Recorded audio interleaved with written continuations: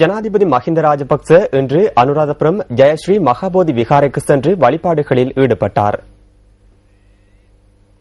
ருவன்வெளிசாயவிலும் ஜனாதிபதி வழிபாடுகளில் ஈடுபட்டார்.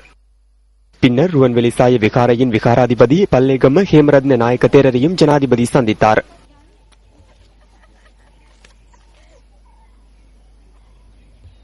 அத்துடன் மிரிசவெடிய ரஜமகா விகாரைக்கு சென்ற ஜனாதிபதி ஈத்தல வெட்டுணுவே ஞானதிலக்க தேரரையும் சந்தித்தார்.